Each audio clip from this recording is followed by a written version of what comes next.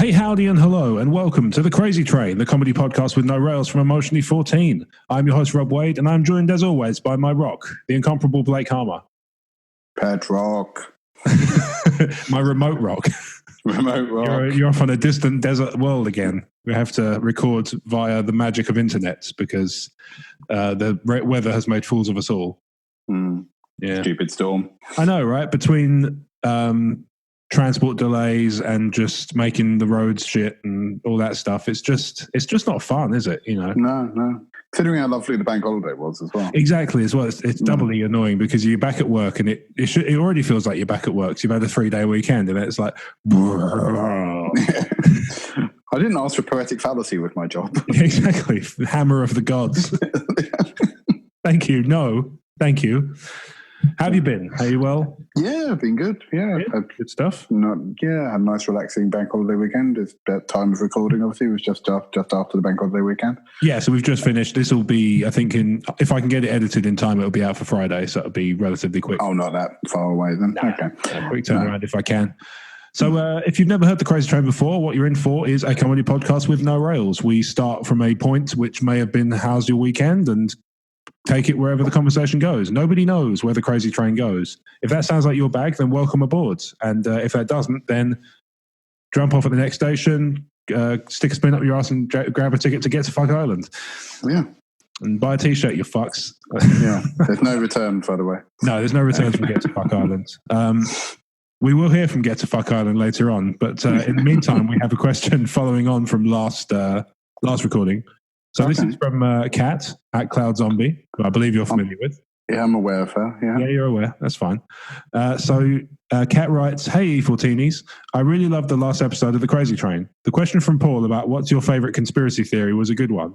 I wanted to add my input because this one I find particularly silly. I'm sure it will make Rob do the face where he's trying to make sense out of something and slowly turns his head to the side while looking increasingly confused. We call it Wade face." The conspiracy theory is about Avril Lavigne and has found its way back into the open again. Certain people believe that Avril died around 2003 and was replaced by a lookalike/clone. My question is, why? Why is this a thing? What would this achieve? Would the world explode if we knew that she was actually dead? Please make sense out of this for me.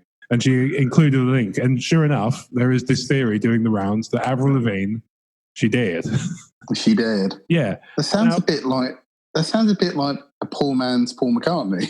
It does, yeah. It's not like, you know... We can't afford Paul McCartney to die anymore, so we've downgraded to Avril Lavigne. Yeah, with all respect to Avril Lavigne, because obviously she's had some significant hits. By the time 2003 hit, she'd only had that album. So what? Yeah... I don't understand. I know she was quite ill recently, I think. Was she? But yeah, she had Lyme's disease. Oh, did she? Oh, blimey. Yeah, I thought it was something like that. She's all right. I assume it's just an after effect of marrying Chad Kroeger, but... Lyme disease, that's right, yeah. Yeah. I don't think it's got anything to do with Chad Kroeger. They're only together. I don't know if there's anything that might give you Lyme disease. I don't know. Nah, I suppose. They're only together 6 months after she got Lyme disease. Maybe you're onto something. Yeah. I was going to say. Yeah. Maybe he withered and he became stronger or something. Yeah. But she's got some... seriously though, it seems a bit strange, that one. I don't know why people... Well, I mean, if she was really ill and disappeared off the face of the earth, which I assume she has for a while, I guess. 12 years into this. She's definitely had more... Is there any... I've not seen the article, obviously, but is there anything saying why they think she's dead or what evidence to suggest that she's dead? Not that I can see. Now, admittedly, I'm looking it up from Wikipedia as well, and I can't work out. Like, the other thing that gets me about this is clone. You think... Let me see if I've got this right. You think that they invented cloning, that they discovered cloning, and the pinnacle of their scientific achievement was cloning who at that time was a mildly famous Canadian pop punk singer. Yeah. That's your conspiracy? I was going to say, what can we do with cloning technology? I know, we can make a poor man's Alanis Morissette. Maybe they were trying to clone Alanis Morissette and fucked up. And failed. Yeah. Oh man. Fact check. They went for God and couldn't get it. You know what's wonderful is that Snopes have looked at this. Obviously got nothing better to do. Apparently not. Yeah, it's apparently is it debunked. yeah. No, it is. Yeah, apparently it was started as a joke on a Portuguese language blog called Avril está morta, which is Avril is dead, back in 2012. Apparently. Okay. It's been doing around for a while then. Now, what I don't get, right, is there's a side by side, but they're very clearly facially identical. Let's see if I can show you. But look, that's obviously the same person. They're using that as their comparison for like, wow, this is clearly not her. That's clearly her. Yeah, it is clearly her. She's had for the change of hairstyle. 4 points on her arm. Using her skin. If I come to next recording with a Mohican, you'll still know it's me. Oh my God, Blake's dead. We've replaced him. We cloned him with a Mohican. Well, what would happen is if I invited you to recording but didn't tell you what you'd usually do, you're just like, fuck you, I'm busy that day. It's like, it's a fake. It's an imposter. Yeah. Fake Blake. You can't fake a Blake, I've heard this said. No. Joe will attest to this. Apparently, so anyway, the conspiracy theory is apparently back, and I don't understand. Oh, actually, they've come up with a name for the doppelganger as well. Melissa Vandella is apparently the name of the. I thought it was going to be something pathetic like Bavril or something. What I love about this is Avril Lavigne. One of the Avril Lavigne, she's thick and beefy. She can't be the real Avril Lavigne. No, thick and beefy. Exactly. One of the things I love about this is there are two pictures side by side of very obviously Avril Lavigne, both pictures, and they're using pictures of her skin and like, they're not. It's clearly not the same person because their skin's different because there are freckles on these things and stuff like that. Has it ever occurred to you? It's a lot easier to have those removed than it is to clone a fucking human being. Well, that's what I'm saysaying. It's called airbrushing. Every bloody pop star, celebrity, or whatever does go through that. There's one candid shot, and then one that's a proper, publicity thing, and that's the other thing. So it's just bizarre to me. I think we were talking about it last episode. Like that, there's this desire to, you're the one who's spotted what everybody else is too afraid or ignorant to see. It's like, come on, man. Like, you're seriously telling me that it's this. This is the hill you choose to die on with your item now. It's a bit like they go, okay, we accept that Paul McCartney's not actually dead despite all the evidence, but even if you don't give me Paul McCartney, you've got to give me Avril Lavigne. Maybe that was it. They compromised down from Paul McCartney. Yeah. Look, I think Paul McCartney's dead. Like, right, okay, so let's see your evidence. And they give their evidence. And they're like, right, there's no way this is possibly accurate. Can't make this irrefutable. Avril Lavigne? They work their way. I would like the idea that they work their way down further and further and further. To talk themselves down. They had fine. Yeah. Yeah, fine. Kurt Cobain killed himself. And Diana was in a shit car, and yeah.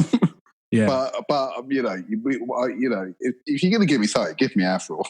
Yeah, exactly. Or they worked it down. Like I say, they started off with like, all right, Paul McCartney, no. Marvin Gaye. Well, Marvin Gaye is definitely dead. There's evidence to this effect. Yeah. That's no good. That's no fun. All right. Let's see. Madonna. No, you can't have Madonna. She's very obviously still the same woman. You can see pictures and stuff. Lady Gaga. Who? I have no idea. I realised that I've just dated this. David Bowie's okay, right? David Bowie, yeah, he's fine. He'll live forever. What? But then they eventually, after like 4 hours, just like, fucking hell, there must be somebody you could conceivably believe was killed, like unexpectedly and cloned and hidden. Like, I mean, if you were coming at me with somebody like an Avril Lavigne or something, it's like, yeah, fine, let's do that.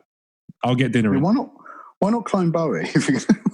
Well, I think it'd be a more popular choice, wouldn't it? I mean, no disrespect to Avril Lavigne, who, like I say, clearly is not dead, and we're very happy about this. Yeah. But she has very little impact on my life one way or the other, to be honest. This is it, occasionally one of her lyrics will pop in my head, like when I see a kid go past on a skateboard, maybe, that sort of thing. Yeah. Like, he was a skater boy. And why did you have to make cloning so complicated? Well, this is it, every time they come out, they end up desiccated. Put some water in. Water your clones, people. This is public service announcements from the Crazy Train. Yeah. Don't forget to water your clones regularly. Yeah. Just look what happened to Django. Well, quite so, Yeah. He ended up with a really dry neck. Didn't water Boba. And, no, really, really, yeah. And that's why he just slowly slid into the Sarlacc. That's why the Sarlacc got indigestion after he swallowed bone fat. Yeah. Oh, fuck me, that was dry. Yeah. For the Sarlacc, that was actually like swallowing one of those little packets of thing you get with trainers. Coming new. Yeah, I can imagine Disney not extending the Boba Fett silica gel. No, indeed. In terms of their marketing. It's no good to be wet. Boba Fett, what? No. No desiccations. Sarlacc, find me dry as fuck. No desiccations. As you wish. That's a bit Palpatine. As you wish. What are you doing here? Keeping an eye on you. This week on Undercover Boss. Palpatine is poses as a bounty hunter. What do you think? I'm 80%. I'm 80% sure he's Emperor Palpatine. I knew from Hey, I'm Bosk. Hey, I'm Bosk. When he wasn't a big fuck off lizard.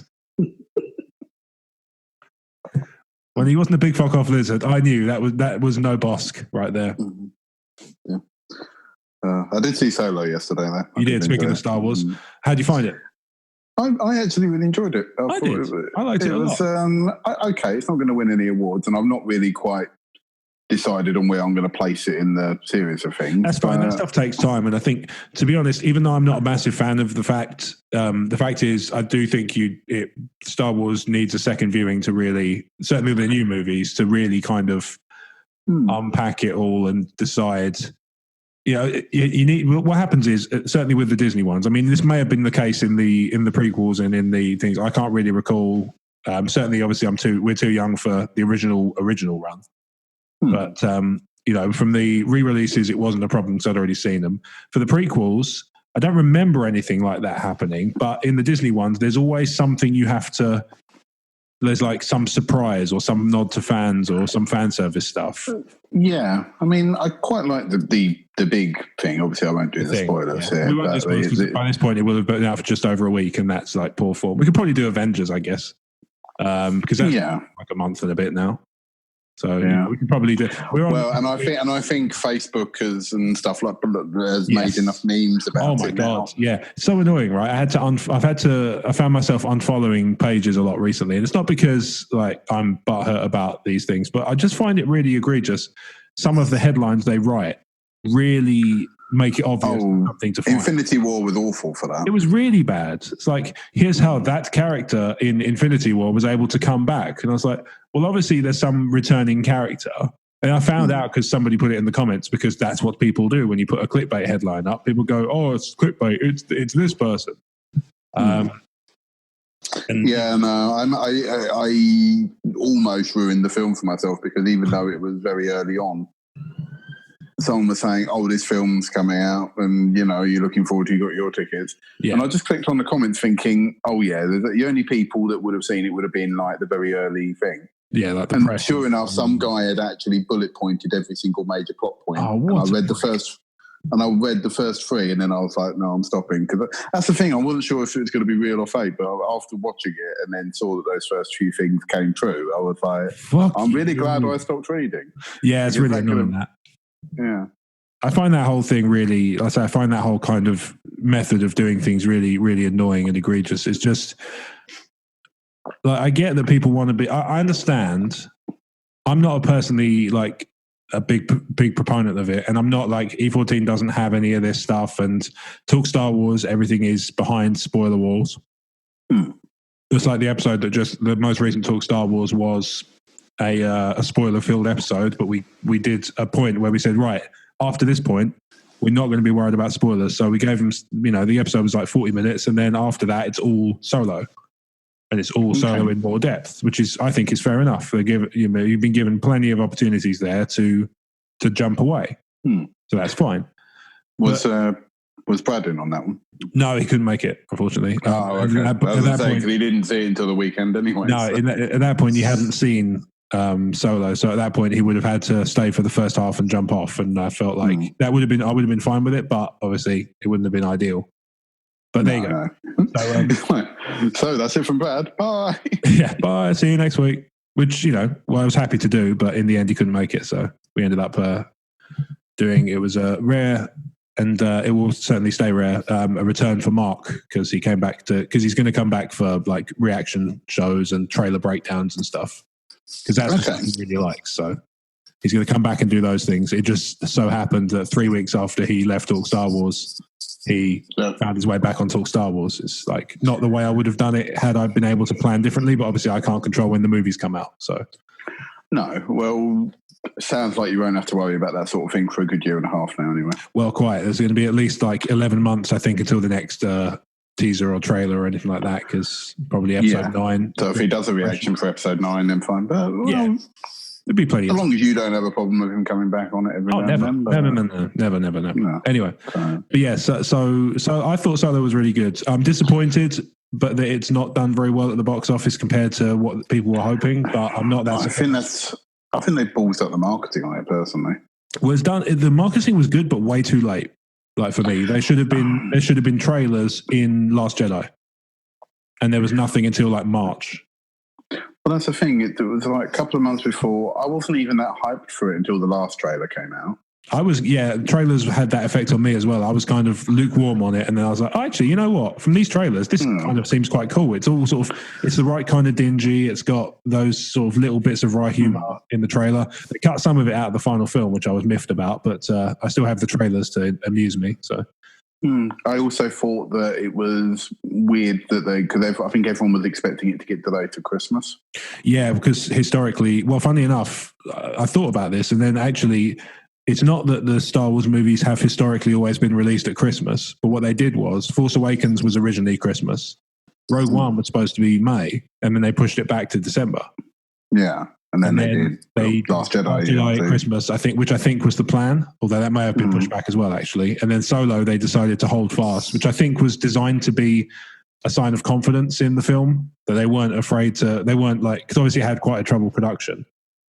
Yeah, I know it got turned down, and we got obviously different directors and completely redone. Which made it apparently the most expensive Star Wars movie ever made, $250 million budget. Just because of the scale of the reshoots. Which is why everybody's like, oh, fuck. Probably could have done with doing better.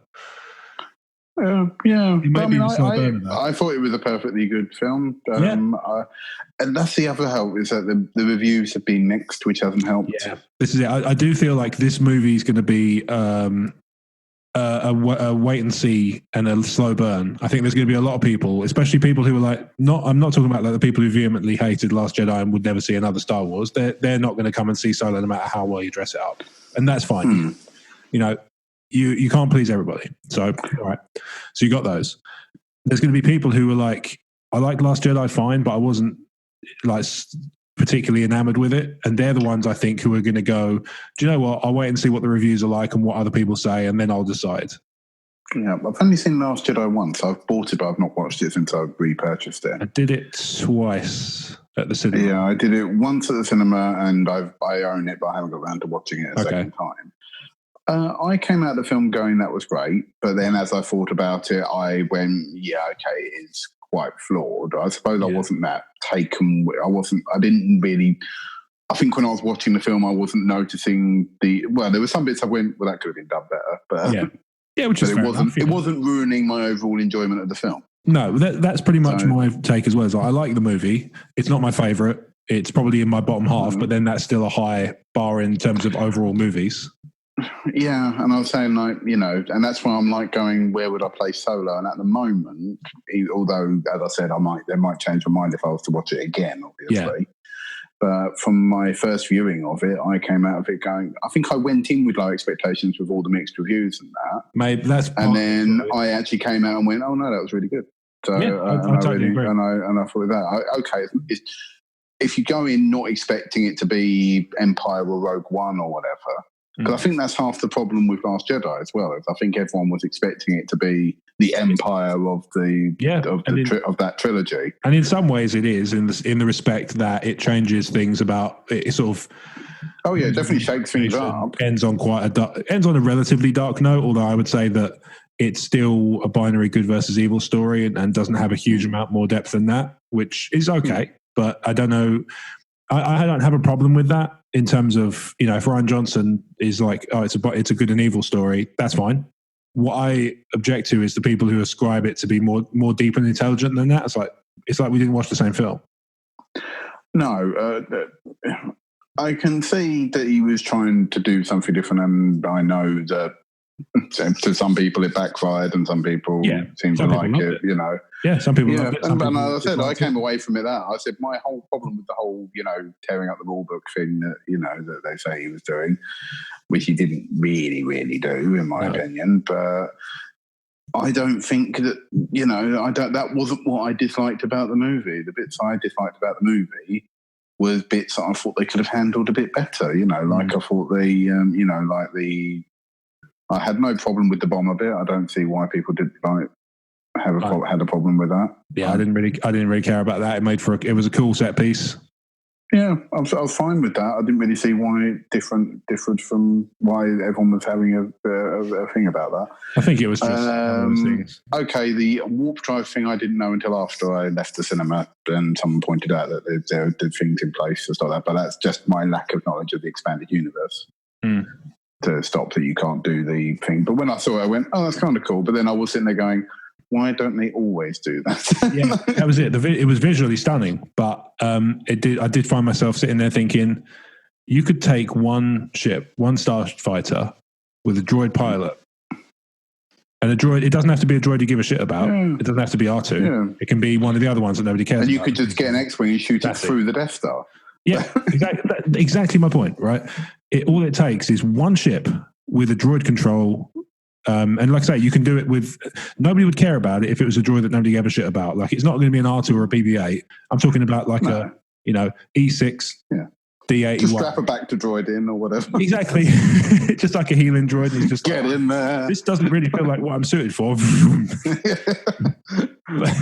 But that's it. Like, Best of British. All this tech that allows them to, track people in hyperspace, all that stuff, and they got droids. And like I say, they've got droids whose specific job it is to navigate and to pilot ships.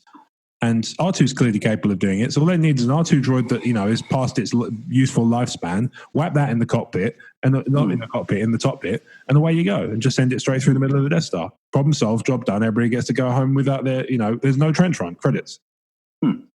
It's like it doesn't need to be like people were saying, oh well, you wouldn't want to do that in war because you'd write off a capital ship. It's like, you don't have to use a capital ship if you just want to blow the Death Star up. Just run an X-wing. You just need something with a hyperdrive through the center of it. Yeah, because X-wings have hyperdrives. I'm pretty sure Y-wings do as well. Yeah, well, you always see them beaming you always see them doing like attacking and doing like because they're like guerrilla attack fighting. Yeah. Rebels, don't they? They normally beam in, doing to shoot, and then try and get out as quick as they can. Yeah, exactly. Yeah, especially the way you play fucking Rebellion. Yeah, to be fair, against me, you're 1 for 1, so I can't really fault you. Yeah. So let's have a look at the some more. I like that you tried to give me the worst possible ending, even though I won. He's like, there's no way I can beat you, but I want to see if I can still own pretty much the entire galaxy. Yeah, basically. So for those who didn't catch I think we briefly talked about it on an old games cast. Possibly. We played Star Wars Rebellion, the board game from Fantasy Flight, which is fucking superb, by the way. And it's the only time I've ever played it to date, and I played it against Blake. And the last turn, I realised that I couldn't, because of a particularly good tactic you did that caught me off guard. I couldn't win because one of the objects is finding the base, and I couldn't find your base and destroy it in the same turn. No. And I had one turn left because you had there's like a. And I didn't realise from my tactic that it was going to stop you moving. I did it as a last ditch attempt to try and stop you, not realising that it was stopping you moving. But it did stop me, so it worked. Yeah. But yeah, it's so you had your little popularity meter. I like the way I don't mean it to sound demeaning. Popularity meter. Oh, check you out. Oh, hearts and minds. Oh, I won.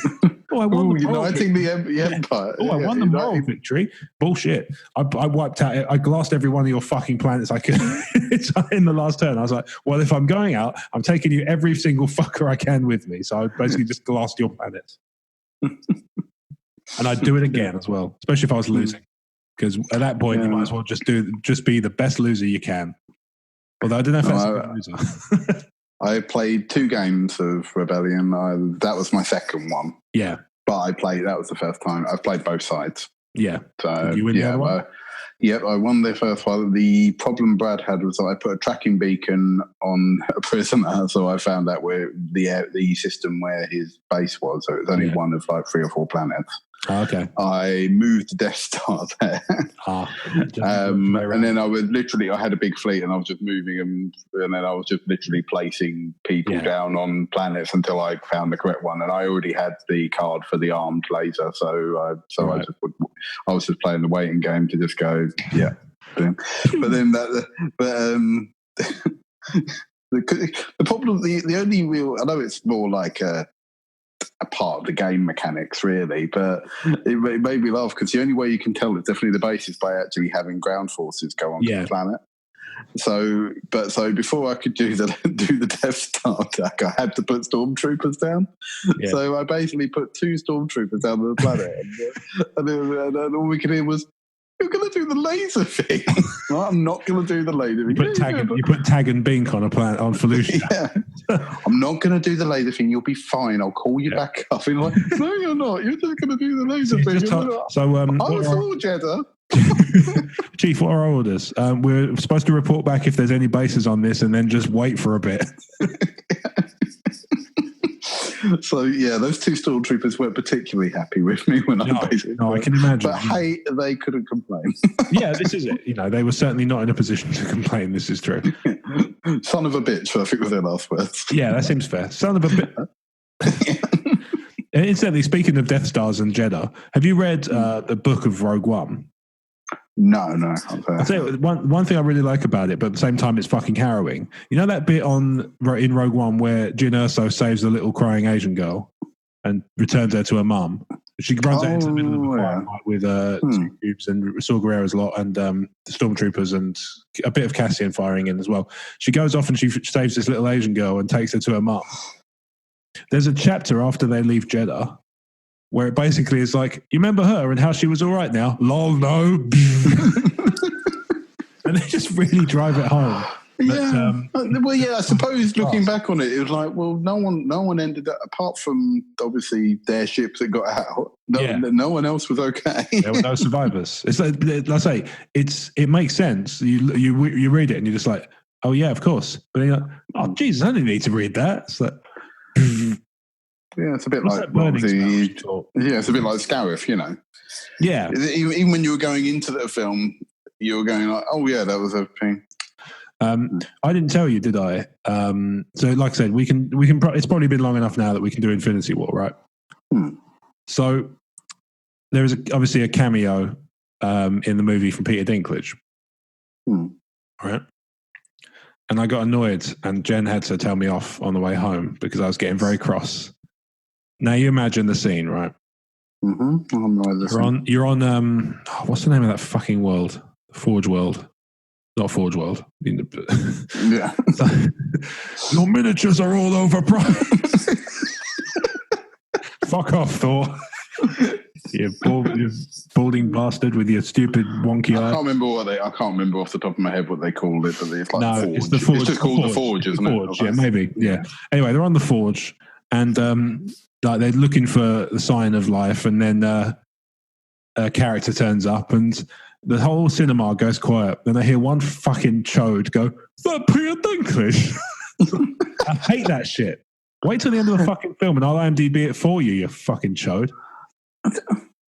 I knew instantly it was Peter Dinklage. Yeah, because why do you have to shout in the fucking cinema? common sense. It's like, is that Peter Dinklage? Just like, Well, they grown up. It drives me at the wall. Yeah, just a pillar. I mean, if it was a child, I've gone like, if it was a child, all, I'm a bit like, how are you watching Game of Thrones? Yeah, it's I suppose he's in other stuff, isn't he? Yeah, you're the one who half-assed that Destiny narration before they replaced him. He's saying about that wizard came from the moon. Yeah. You see that bloke who chews up all the scenery? Oh, that's Peter Stormare. Yeah. Is that the guy with the hilarious name? No, that's Winklage Dinklage.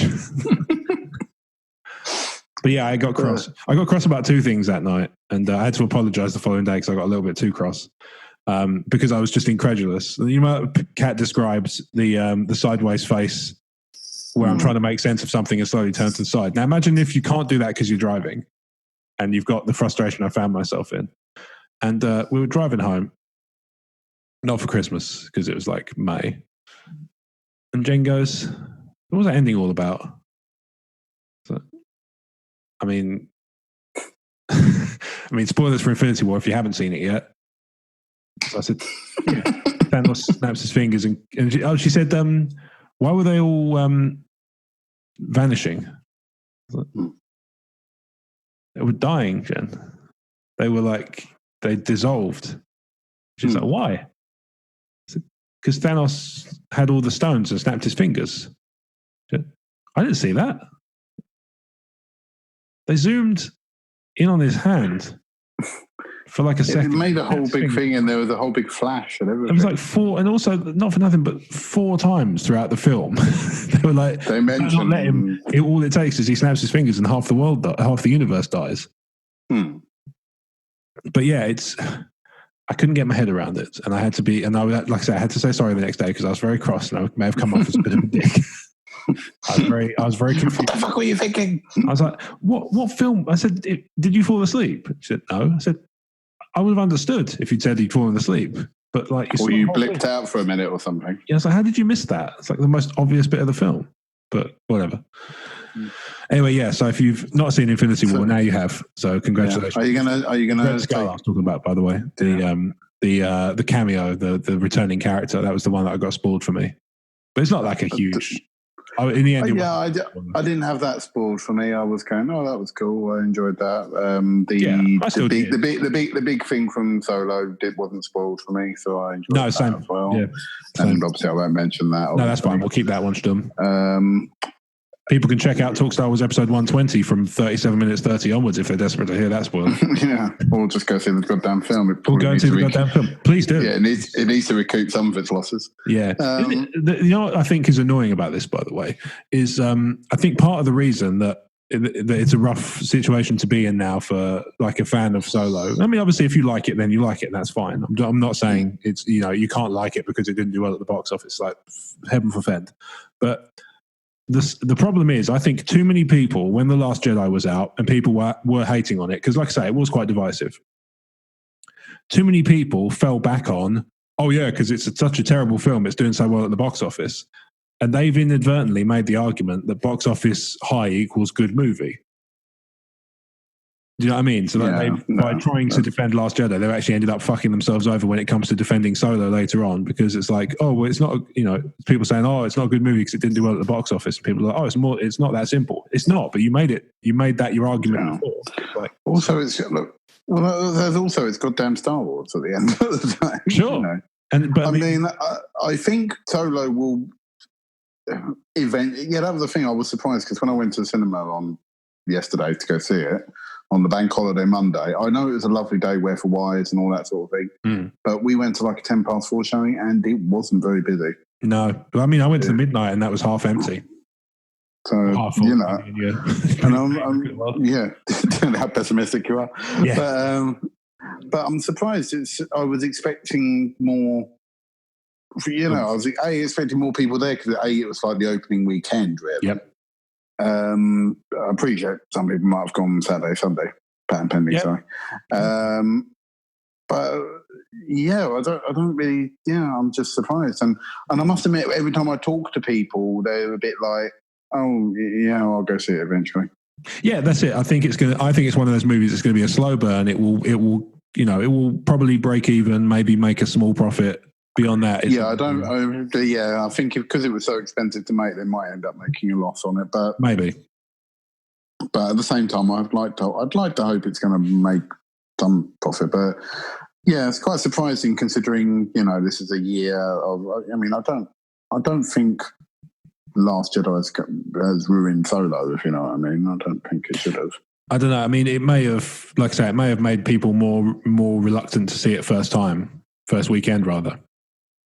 Not necessarily. I think it's a small. Or maybe that. But then again, I can't really blame reviews either because Rotten Tomatoes for Last Jedi is incredibly high, but it's like 90% or something for critic ratings. I mean, while Solo is like 70 odd. Yeah. So yeah.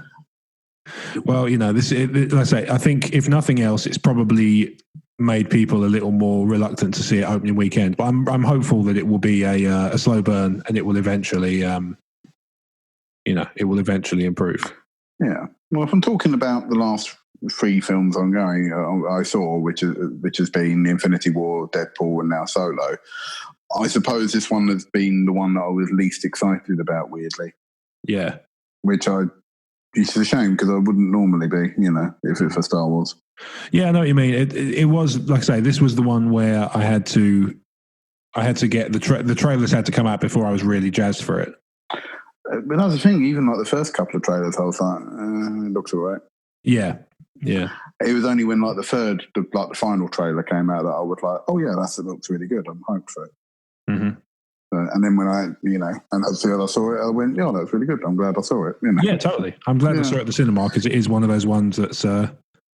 No, it's good, full of action, good fun film, but yeah, highly recommend it. So, yeah. I know I sound like I'm just sitting there being like going for like Disney's publishing team at the moment, If the publishing team's job is to go, yeah, I liked it, then they're not doing a very good job. No. They should be telling you that it's the best thing ever. But I suppose all I can tell our listeners is that if you like Star Wars, you won't be disappointed by it. It's a perfectly fine film, and don't go in with the. Yeah, if you go in not expecting, any of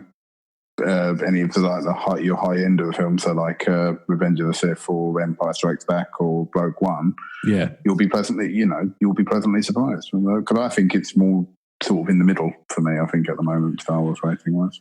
Yeah, I think it's probably going to middle out, maybe top half at the corners of the top half. Yeah, or very top of the bottom half, maybe. Okay, yeah, possible. Yeah, but at the moment, I mean, yeah, I overall enjoyed it. But as I said, I may change my mind from the second viewing. You know what I should have done is I should have introed the show with "We've updated our privacy policy." Maybe I'll change that to that'd be the show name. Who knows? Just occurred to me. I just had an email pop up on my iPad and it just said, "We updated our privacy policy." I'm like, oh god, I thought I was done with this shit by now. Well, my work is all over that at the moment. Yeah, of course. Yeah, we've got a department whose job it is to figure that shit out, and they've been pretty busy. Yeah. Well, the problem is our head office gave me a load of stuff to help with it, and they gave me some new consent forms we need to go through with clients that we see, and my big thing was.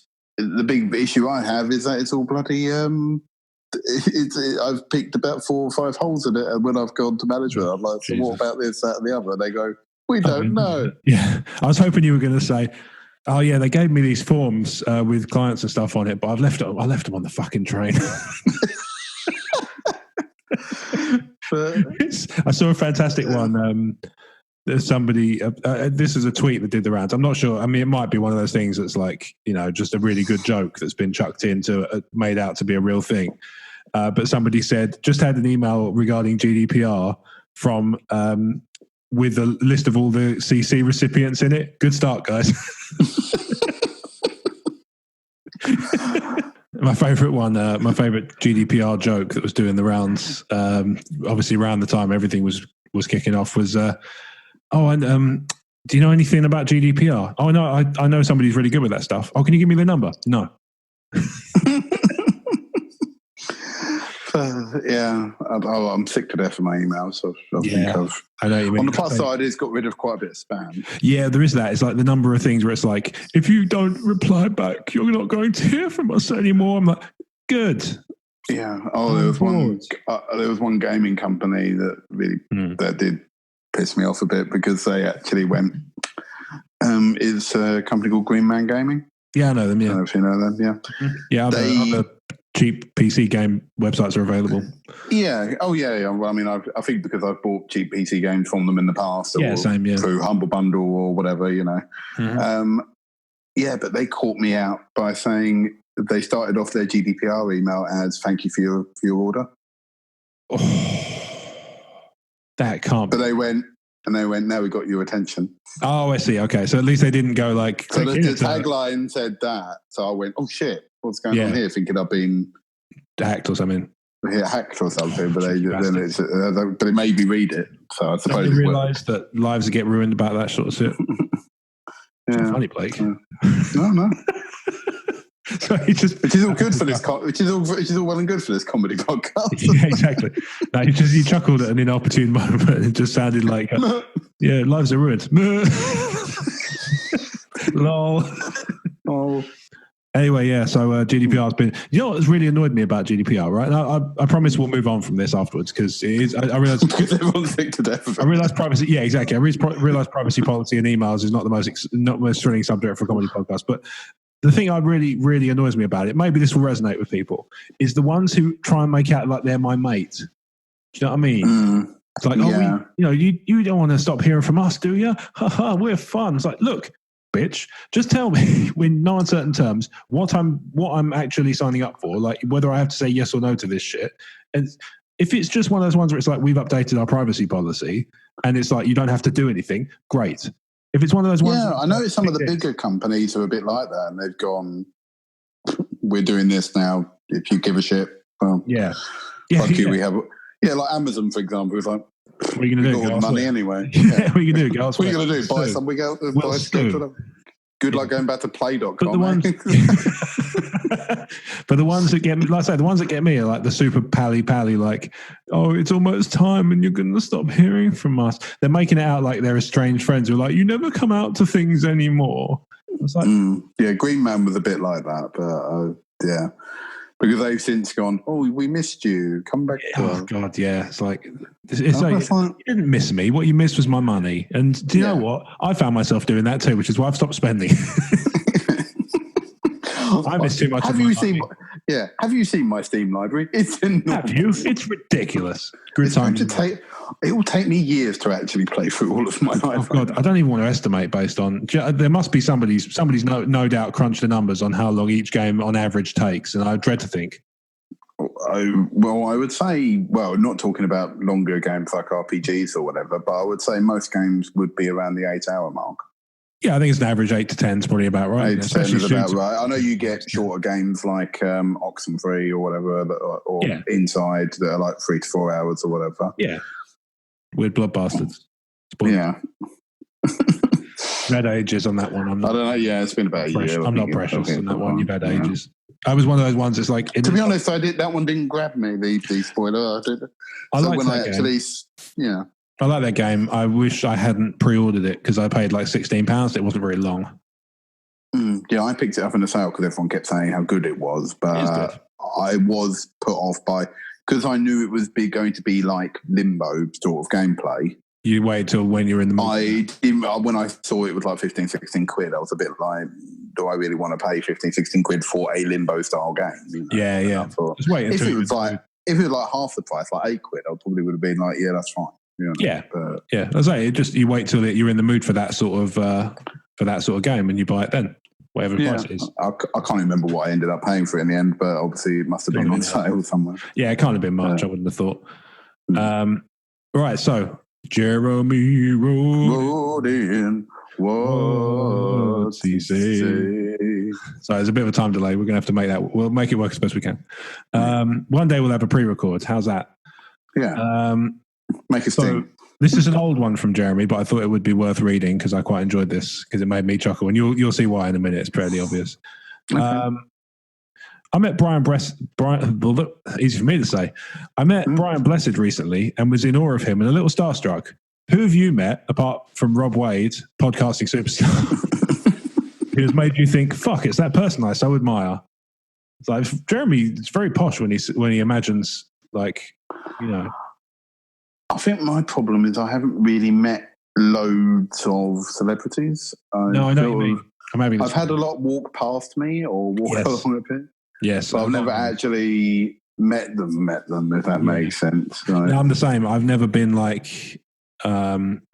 the most famous one I've met in terms of actually like shaking hands and introduced and talking to and stuff is David Dimbleby, who hosts Question Time, and that was like 15 years ago. Yeah. That remembers me. I mean, when I was very, very small, like like early junior school, I think it was, or infants even. I met. I went to like a award ceremony, and it was hosted by Terry Nutkin. Oh, okay. So I met him because I sort of went to the group. I was part of the people part of the children accepting the award. But but he's probably he was nice and friendly, but obviously it's how a child speaks to an older person, I suppose. Hello. Really, hello. You're more famous than I am because it's just like, oh, you're a giant baby, aren't you? Little did he know that I would get bigger. Yeah, taller, sure. Yeah, taller. Still got the same adorable baby face. Still baby.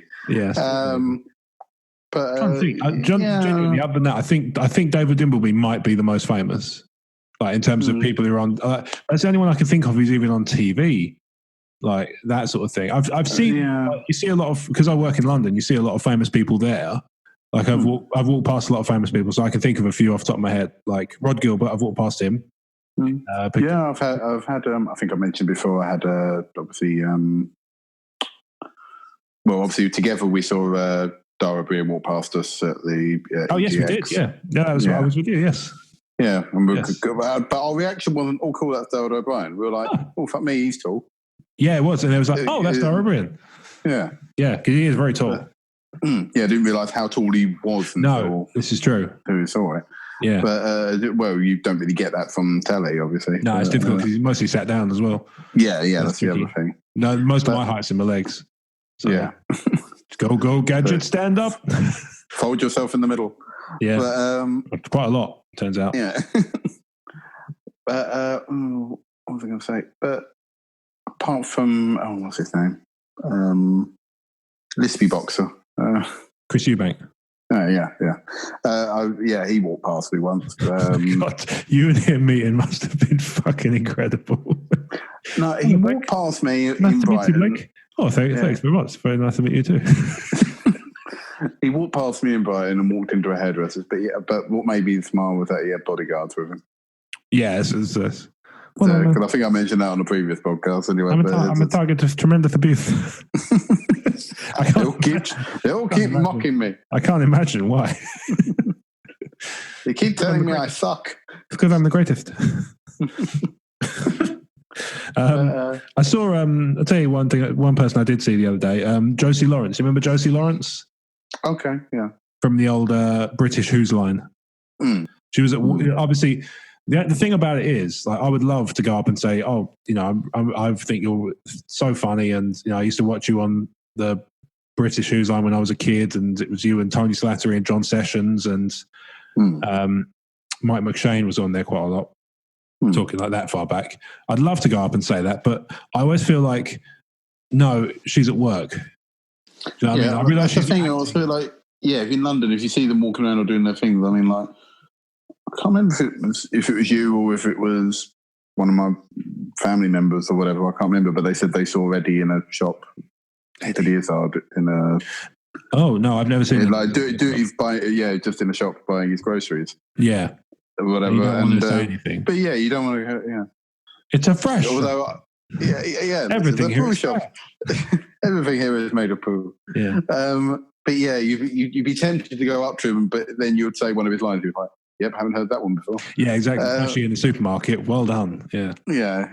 I would love to meet Eddie Izzard. He's somewhat of a hero of mine when it comes to stand up. So Yeah, and I suppose at least he has a sort of political presence as well. So I suppose he probably wouldn't mind if someone went up and spoke to him or something. Yeah, possibly. That might make him a bit more willing to be approached, I guess. Yeah, possibly. I don't know, but I would prefer not to talk politics with Eddie Izzard. I would much rather talk about stand up. Oh yeah, no, but I'm just saying in terms of engaging with him, he might be more willing to talk. More receptive to it. I've seen who else have I seen? I've seen Tamsin Greig from Black Books. Ardal O'Hanlon. I saw him walking along the street. And I was very tempted, much like Rod Gilbert, right? So when I walked past him, it took me a second to register, and I almost turned around and go, Rod Gilbert. Yeah, he probably frowned on that, wouldn't he? I think if I were to turn around and do that, just off the fact that was. Oh, I'm sorry, I would have yelled at you earlier, but I only just realised you were Rod Gilbert. I'm not sure if Kat actually did see him, but Kat said she saw Stephen King in Leadenhall Market. Okay. Yeah, which is what I expect. Yeah, I was like, are you sure? Because obviously, I'm sure he's a lot older now than obviously how his earlier cameos in films would be. I'm sure it's definitely him, or just a guy with glasses. But, I was so tempted. I'm so tempted one day. I don't have the time to do this. It's one of those projects I'd love to do. Is just set up a Twitter account, which is just pictures of sort of, middle to old age men with white hair and beards, and just call it Corbyn Watch. The number of people I see in London who look a bit just enough like Corbyn just to make you do a double take. Yeah. Well, that was the thing. I was a bit like, I'm not saying it wasn't Stephen King. It could very well have been Stephen King. He could have been about. He could have been in London. It's not impossible.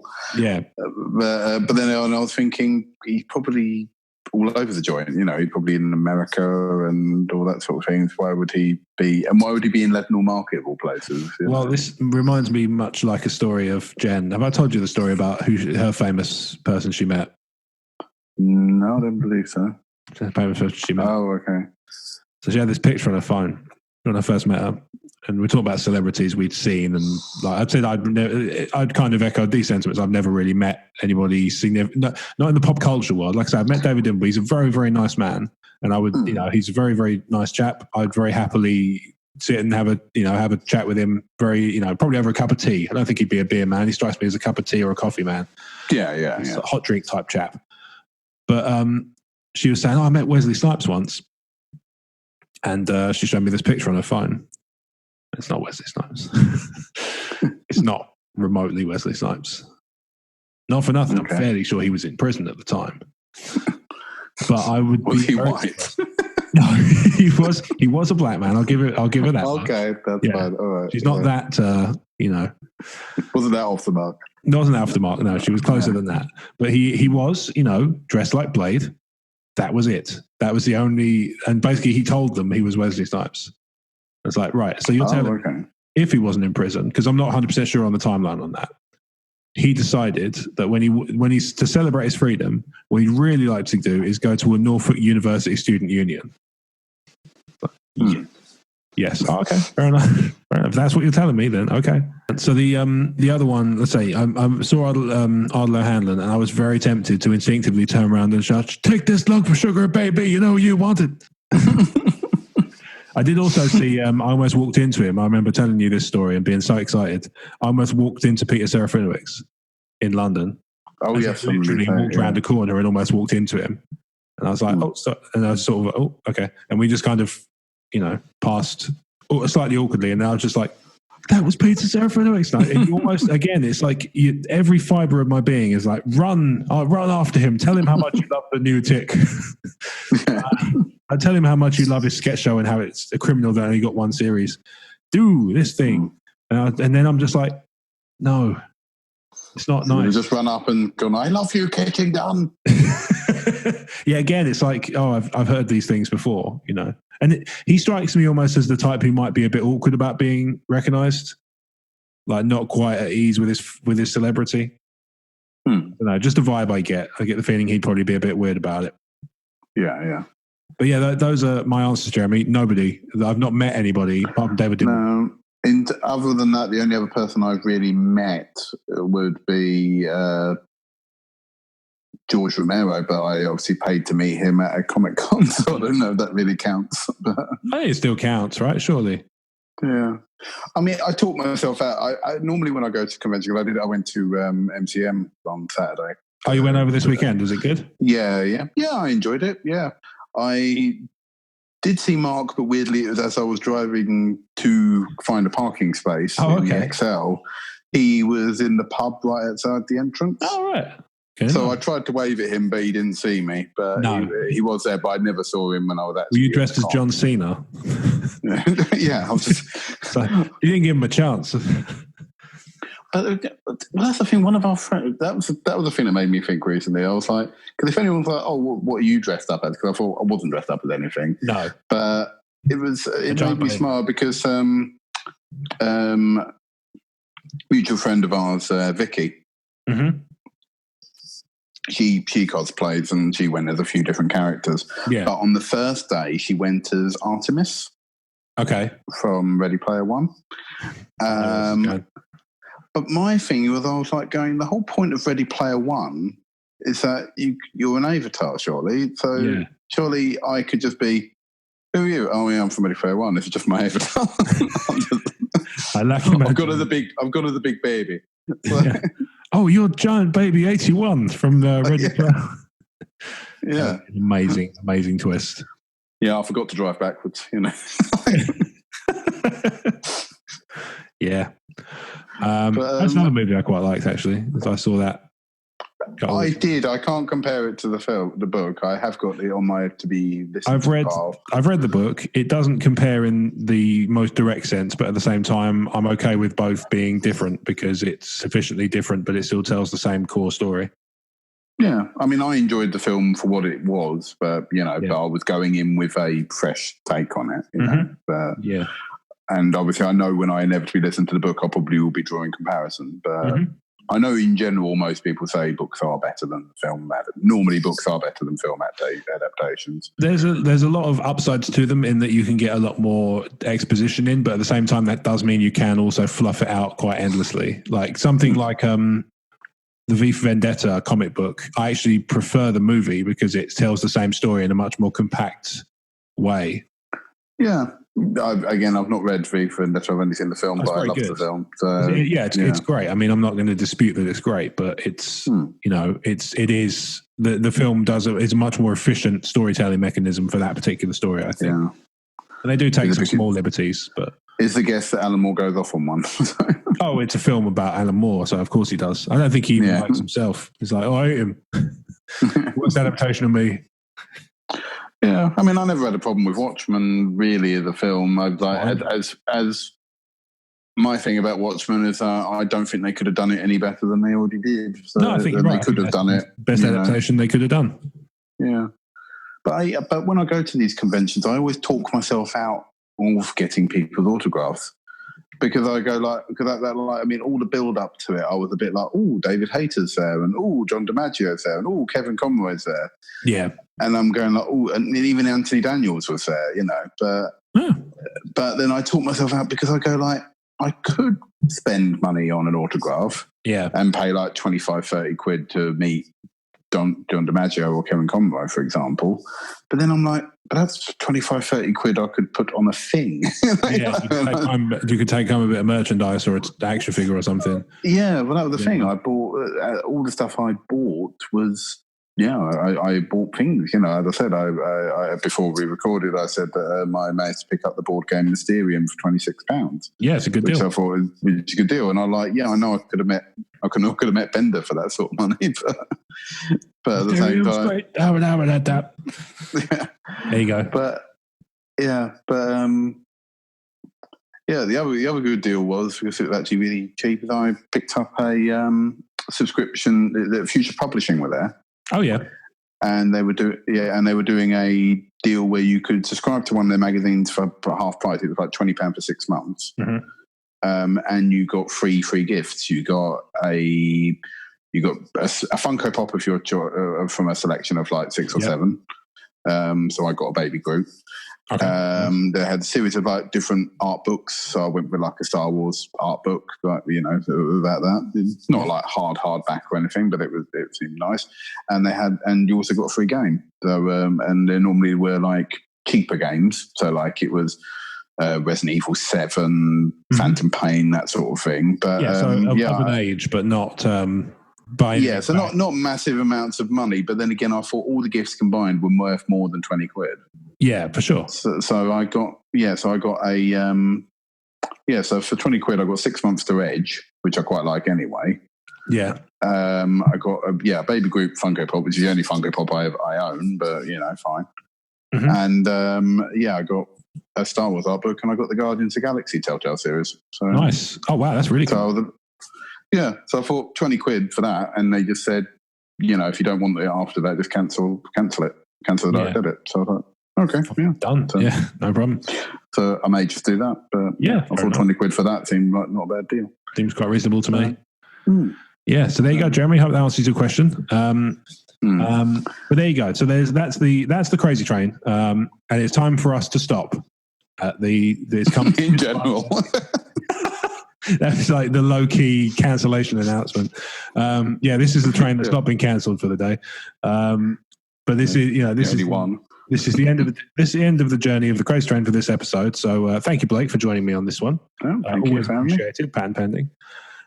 If you've enjoyed the Crazy Train, you have many different options of which to subscribe. You have Apple Podcasts, you have Podbean, you have Podchaser, you have Podcast Republic. Any good Android-based podcatcher will do it.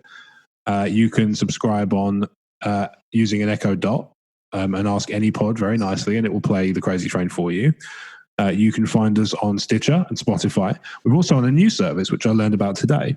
We're on a new service called Listen Notes, and it's a new podcasting software that catalogs podcasts. And we're on it. So that's one more place. If you like your podcast and you want to try, if you're always on the bleeding edge of new tech, then that is one way to do it. So that is another option you have. But that's another one. So like I say, Listen Notes, it's new, it's pretty good. I've had a look at the website. I will say it's super easy to find everything you want on there. So that's good. And those are all the different ways you can subscribe. You can also interact with us on social media by tweeting at Emotionally14, joining the Crazy Train Podcast Facebook group. There's a Facebook page for Emotionally 14. And we also have our own social media thing. So Blake, why don't you tell us all about yours? Yes, you can find me on Instagram at Harmer the Appreciator. You can find me on Twitter at Fucksake Blake, if you can catch me. And you can also find me on Facebook, where I'm also a part of the E14 groups. Yeah, you're in the group. Yeah, you're in both groups, in fact. You can find me on Twitter and Instagram at Rob Wade Vision. Obviously, I run the Emotionally 14 Twitter account. I also run at Talk Star Wars, which is the Talk Star Wars podcast and website. You may have heard me mention them earlier. Talk Star Wars is just one of many shows that have been what's called E14 endorsed now. So that's up to 4 different shows now. They're all very geek friendly. If you like geek podcasts, you can go on emotionally14.com on the podcast page, and on the little sidebar, there are lots of different shows. So there's Tumbling Saber, there's the Nerd Room, there's Talk Star Wars, and there's Wulong Talks. And I'm thoroughly enjoying having all of them on the E14 endorsed bit of the website and the program that we're doing. It's a really nice way to share awesome geeky podcasts that I really love. So if you see check them out. Yeah, absence of somebody on the list is not a sign that I dislike them, but if they're on the list, it means I like them that much more. So, interpret that how you will. And also, I'll give a quick shout out to a couple of friends of mine who've just started the podcast.